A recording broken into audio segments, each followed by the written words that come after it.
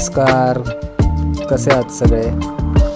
तुम्हा सर्वांचं स्वागत आहे माझ्या नवीन ब्लॉगमध्ये।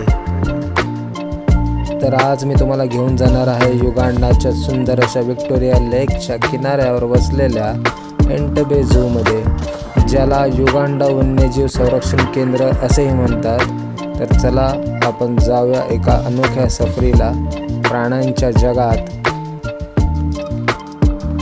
इथे तुम्हाला आफ्रिकेतील विविध प्राण्यांचा अनुभव घेता येतो आणि त्याच वेळी त्या प्राण्यांचं संरक्षण करण्याचं महत्त्व शिकता येतं।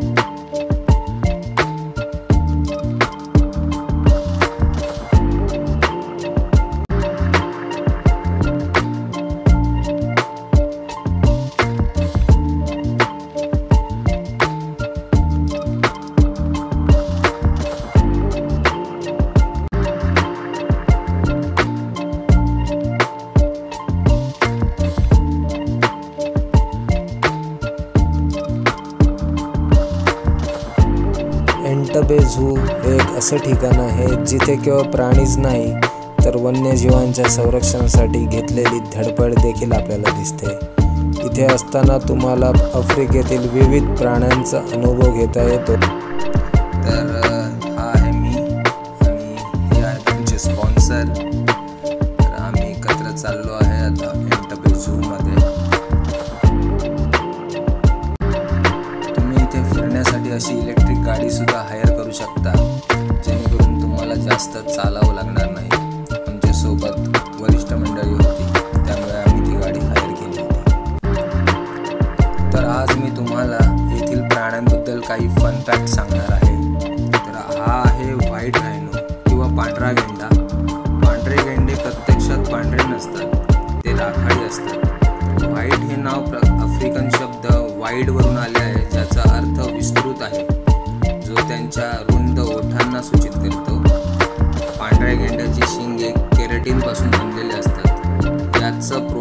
याच प्रोटीन पासून मानवी केस आणि नख बनलेले असतात। हा आहे स्पॉटेड हायना। स्पॉटेड हायना त्यांच्या विशिष्ट हसण्यासारख्या कॉलसाठी ओळखले जातात, जे 5 किलोमीटर पर्यंत ऐकू येतात।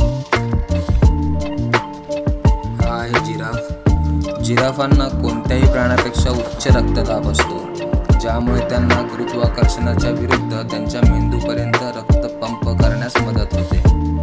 प्रत्येक जिराफाचा स्पॉट पॅटर्न मानवी बोटांच्या ठशाप्रमाणे वेगवेगळा असतो। जिराफांना काळ्या निळ्या रंगाची जीभ असते, जी त्यांना खाताना बाभळीच्या झाडांच्या काट्यांपासून त्यांचे संरक्षण करण्यास मदत करते। या आधीच्या स्पॉटेड हायनाबद्दल काही गोष्टी सांगायच्या राहून गेल्या, त्या अशा की स्पॉटेड हायना हे अशा समूहात राहतात ज्याचं नेतृत्व मादी करते। हे हायना जेवढे शक्तिशाली असतात, त्यांचे जबडे एवढे शक्तिशाली असतात की जे हाडही चिरडतात आणि त्यांच्या शिकारीचा प्रत्येक भाग ते खाऊ शकतात। ही आहे मगर, आफ्रिकन मगर। पाहू शकता तुम्ही मगरीची खूप सारी पिल्लं आहे तिथे।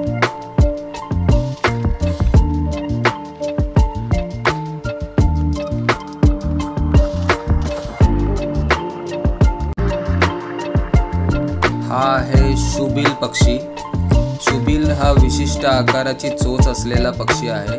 याच्या विशिष्ट आकाराच्या चोचीमुळे याला मासे आणि इतर जलचर पकडण्यासाठी मदत होते।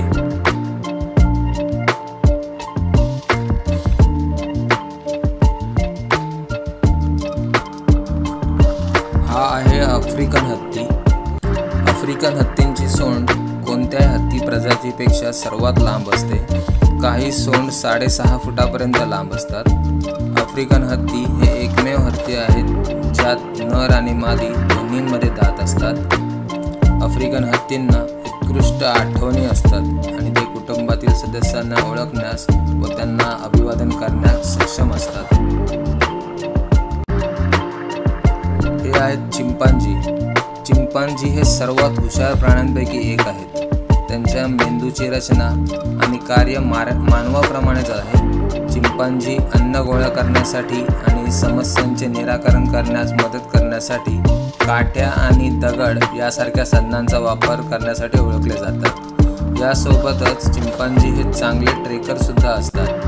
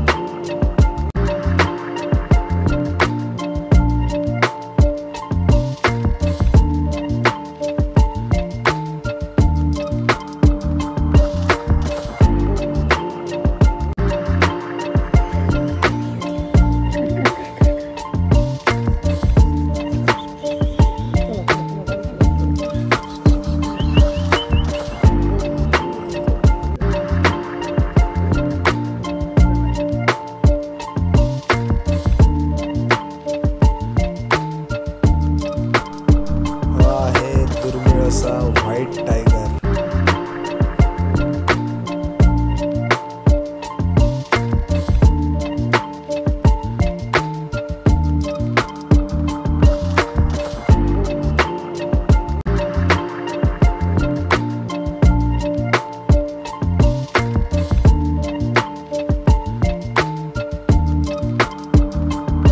हा आहे या जंगलाचा राजा सिंह।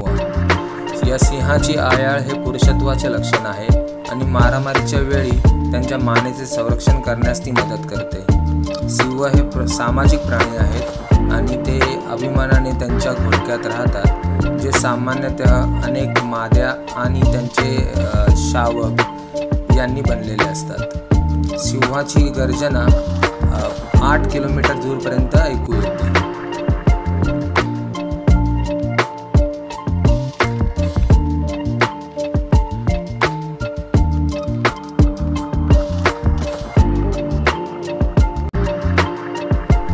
हा आहे झेब्रा। काळे पांढरे पट्टे असलेला प्राणी अतिशय सुंदर दिसतो। यांचं एक वैशिष्ट्य आहे, यांचा जो पट्ट्यांचा पॅटर्न आहे तो प्रत्येक झेब्राच्या अंगावर वेगवेगळा असतो, जसं आपल्या बोटांचे ठसे असतात त्याप्रमाणे।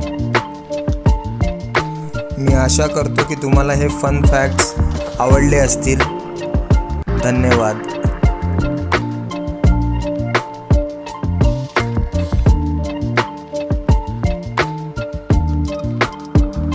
आता परतीची वेळ झालेली आहे, तर पुन्हा भेटू एका नवीन ब्लॉगमध्ये। तोपर्यंत तुम्ही पाहत राहा ओंकार ओव्हरसीज। लाईक करा, सबस्क्राईब करा, तुमचे अभिप्राय मला कमेंटमध्ये कळवा। धन्यवाद। पुन्हा भेटू लवकरच एका नवीन ब्लॉगमध्ये।